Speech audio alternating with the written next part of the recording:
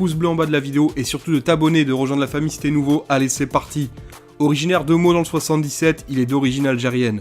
Il a toujours aimé le rap et a toujours voulu en faire.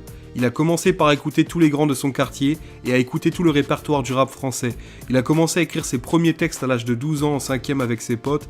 Au fil des années, la qualité est arrivée. Ce sont les derniers de son quartier qui l'ont poussé à aller enregistrer en studio car il croyait en lui. Le rappeur a commencé à faire parler de lui en 2017 avec le morceau Riyad Mahrez. A l'instar de ses confrères de Seine-et-Marne, RK propose de puissants condensés de rue, kickés avec hargne et détermination avec parfois une pointe d'autotune. Sofiane, c'est un peu comme un grand frère pour lui dans le rap, c'est lui qui l'a fait venir avec lui dans Planète Rap, il l'a aussi invité dans Rentre dans le Cercle. L'histoire, c'est que le manager de Sofiane a appelé RK car Sofiane voulait remixer Riyad Mahrez, qui est un des morceaux de RK. Il voulait le remixer pour le passer dans le Planète Rap où il allait faire la promotion de son album Je suis passé chez So.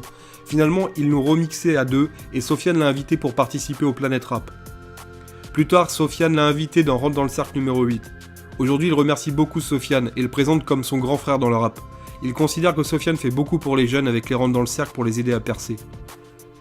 Il a fait une suite de morceaux qui correspondent aux bâtiments où il traîne tout le temps, le B1, le B3, le B5 et le B7. Ce sont les blocs où on peut le trouver tout le temps, toute l'année. Il s'est lancé dans cette série pour rendre hommage à son quartier.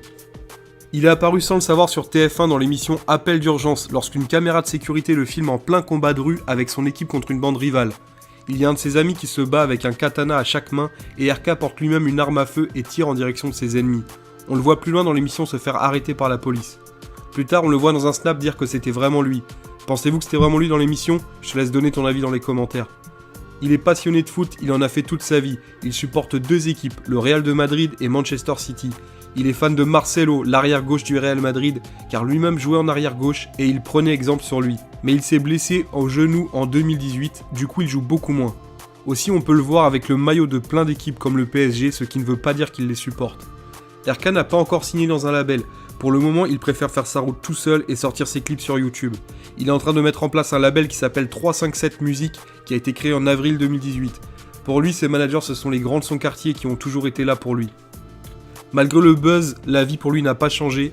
Il vit toujours de la même façon dans le même quartier. Il est très soutenu dans son quartier et se sent très proche d'eux. Il fait en sorte de toujours mettre en avant ses proches dans ses clips. Ses proches sont fiers car ils sont là depuis le début. Il a sa propre marque de vêtements RK qui n'est pas encore commercialisée. Dans tous ses morceaux, il place